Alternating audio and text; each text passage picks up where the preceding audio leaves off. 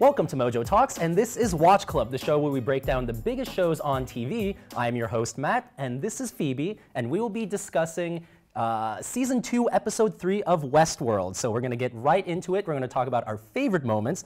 I'm going to throw it to Phoebe. So Phoebe, what were yours? There were a lot of good moments in this episode, I feel. My personal favorite was when Delores was talking to the Confederados at the castle. Right. And she called herself Wyatt. Call me Wyatt. You're Wyatt. Yes. That was very interesting. I was creeped out by that a little bit, to be honest. I feel like Wyatt is sort of taking over her sensibilities, because we know from the first season that she sort of has Wyatt's, DNA, if you will, spliced into her own. So I feel like he's taking over, if you know what I mean. We see that she's pretty savage in this episode, and I think that that might be why. You know, you definitely see that. So some of my favorite moments, I mean, the cold open, I thought, was the best of the season, for sure. I mean, it's only been 3 episodes, but it was the best. It might have even been one of the best of the whole show, I think. So basically, we were introduced to this like colonialism in India time, and we were introduced to a new character that was very cool. Basically, what I loved about it so much was that Bengal tiger scene.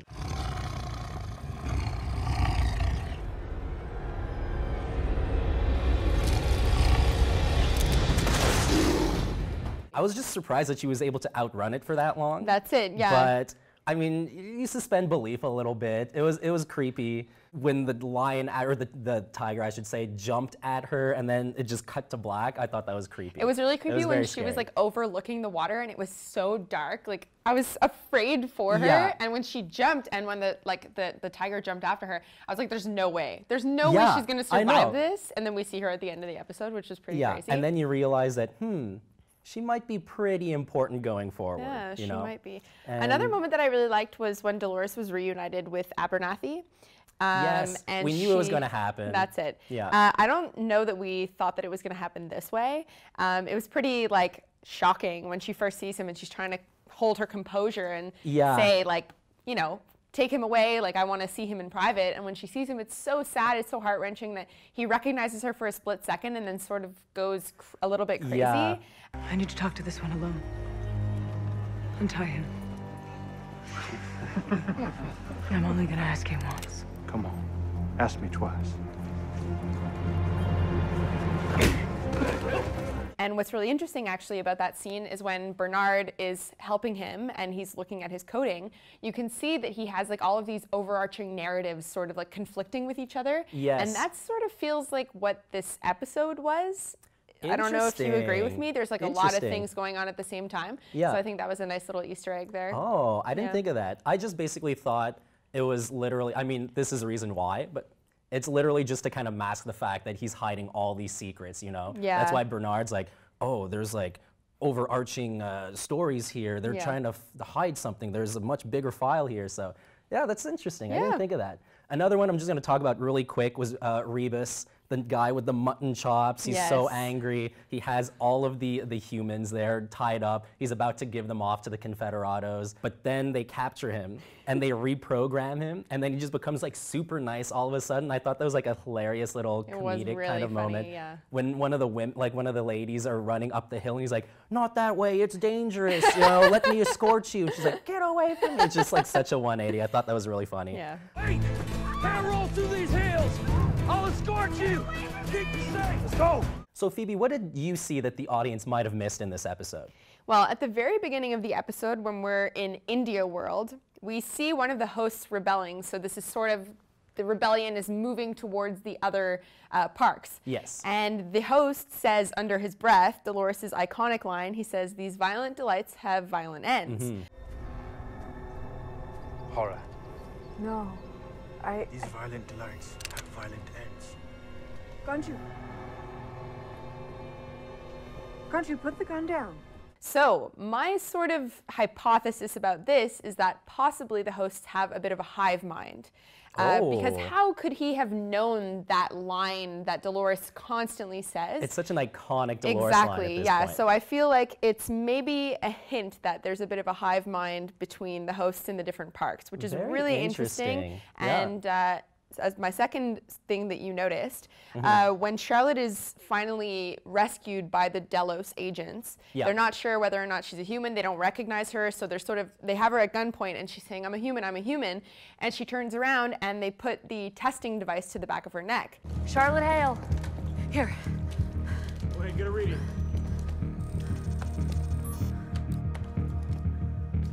Clear. Now, this, if I'm not mistaken, this is the first time that we see this device in the series. Correct. And I feel like it's very interesting because later in the episode, when we see Bernard, who's trying to help Abernathy, he's sitting in the corner when they're coming to take away Abernathy, and they don't even recognize him. They don't really give him a second glance, even though he's such an important person in the park.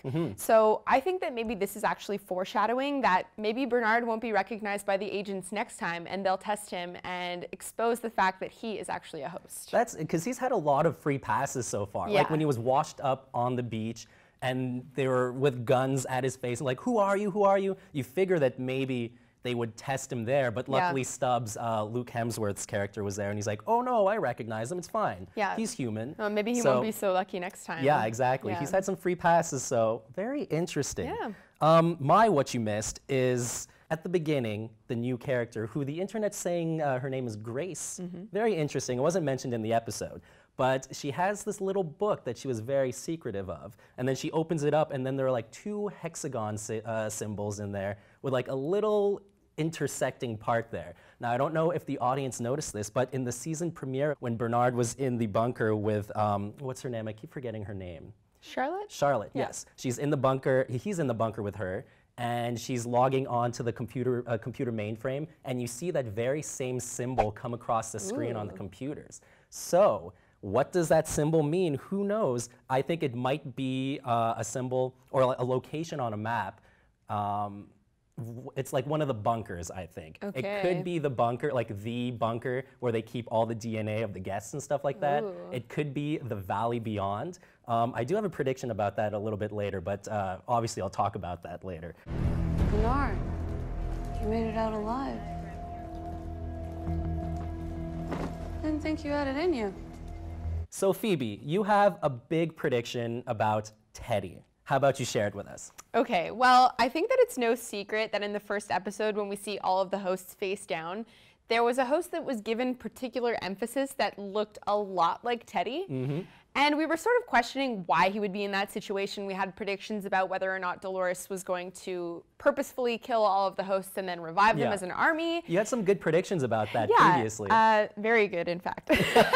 But this episode kind of made me question my own assumptions. When Teddy is, you know, he seems to be having a bit of a crisis. He sees Delores doing all of these horrible things. She betrayed people who were on her side, and a lot of people lost their lives as a result. Well, hosts lost their lives as a result. Because not everybody can make it to the Valley Beyond. She's becoming more and more like Wyatt, which we said before. She's very, very savage.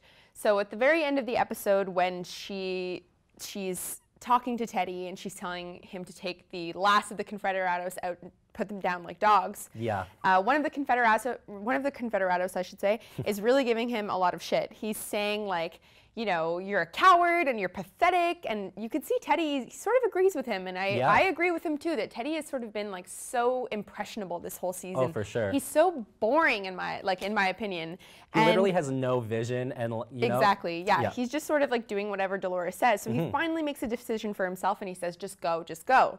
But little does he know that Delores is watching. Yes. So my prediction now is that Delores did not kill all of these hosts as a means to revive them to be her army, or maybe she did, but she killed Teddy because she doesn't trust him anymore and because she is completely gone off the handles.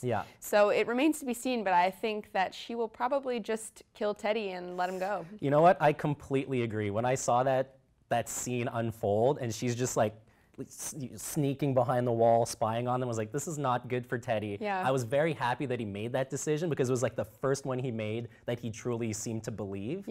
And just, it was the right decision in my opinion. It finally showed that his character has a backbone. Yes. I just felt like he was so devoid of substance for this entire season, and it's like finally he is standing up for what he believes in. Yeah, totally. So one of my predictions, Ghost Nation was pretty prominent in this episode. In the middle of it and at the end. In the middle, basically, Maeve and her group are trudging through, and they come into contact with Ghost Nation. They're like, oh yeah, you can continue on your way, but we're taking this guy, and they point to Lee. And if you notice, the only difference between Lee and Maeve and the other man character, who I'm completely blanking on his name, Hector, he's human. So interesting that they singled him out. And when they decide to run away, they don't start throwing their spears. There's no bow and arrows. There's no attempt to kill anyone. They just chase them. So you can tell that, they just want to collect Lee. Why is that? And then at the end of the episode, when Grace washes up on shore, Ghost Nation is there again. And you know what? They don't kill her. Or at least they don't do anything to her for now. So that leads me to believe that Ghost Nation is rounding up humans. Ooh. Why would that be the case? I don't know. But I have another prediction. One of my favorite characters from season 1, Elsie, was seemingly killed by the hands of Bernard. But we haven't seen her at all in season 2. She has gone on record, the actress, to say that she is going to come back in season 2. So I don't think she's dead. Obviously she's not, she's gonna come back. But I think that she has found a way to reprogram Ghost Nation into serving her. Wow, So I think really she's kind of building a little bit of a group or an army. What's the reason? I'm not quite sure yet, but I think we're gonna find out soon. Another prediction of mine is the mystery woman Grace.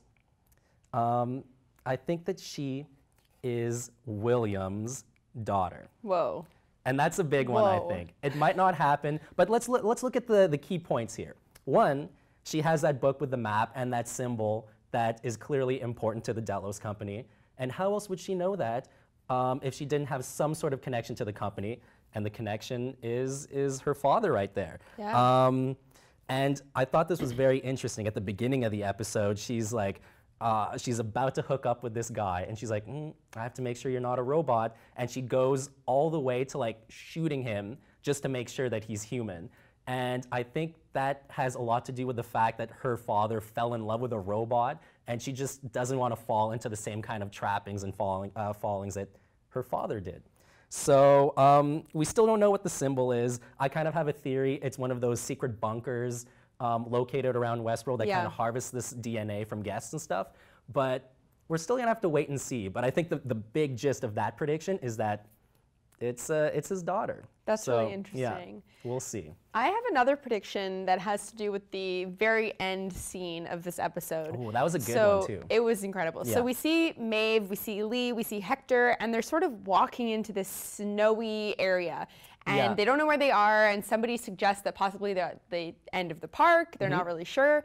And we see Lee digging in the snow. He picks up a severed head, and it's crazy. And then we see somebody coming at them wielding like a samurai sword. Yeah.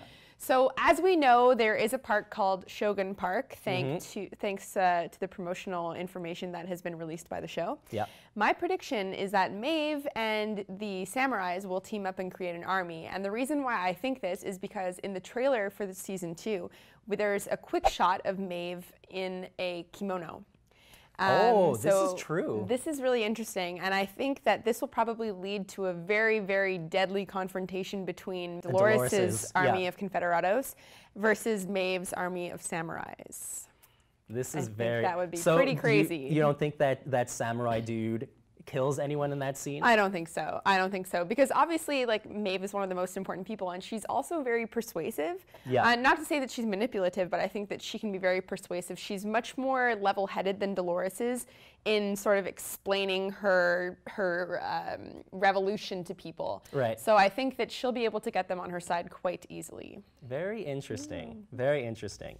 So those are some pretty good predictions, guys, and we're going to do it all again next week on Monday on MojoTalks' Watch Club. So please be sure to subscribe for more. And you know what? If you like TV stuff or if you like film stuff, Phoebe and I are on another little show called The Cinephiles Extended Cut, which airs every Friday. So for myself and Phoebe, guys, thank you so much for watching, and we'll see you next time. Bye for now.